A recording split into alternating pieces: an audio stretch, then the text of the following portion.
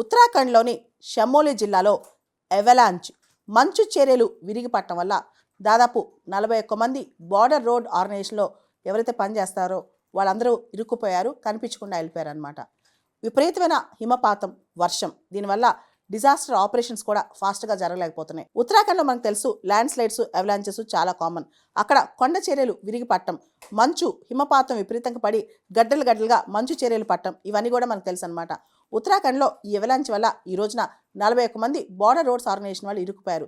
దీనికి సంబంధించి Indo Tibetan border police, national disaster response force, state disaster response force వీళ్ళందరూ కూడా యాక్షన్లో దిగారు. కానీ విపరీతమైన వర్షం, బ్యాడ్ వెదర్ ఇవన్నీ ఉండటం వల్ల రెస్పాన్స్ ఫోర్స్ అనేది తొందరగా ఆపరేట్ చేయలేకపోతున్నారు.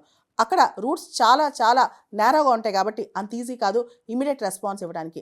దాదాపు సీ లెవెల్ నుంచి 3500 మీటర్స్ హైట్లో ఈ ఇన్సిడెంట్ జరిగింది. అంటే దాదాపు 13,000 ఫీట్ హైట్లో జరిగిందనమాట. కాబట్టి రెస్క్యూ ఆపరేషన్స్ కూడా అంత ఈజీ అవ్వట్లేదు. ఉత్తరాఖండ్లో మనకు తెలుసు ఇది చాలా కామన్. ఈ రోజు కూడా బద్రీనాథ్ యాత్రకు వెళ్లే ప్రయాణికులు కూడా ఇరుక్కుపోయారంట.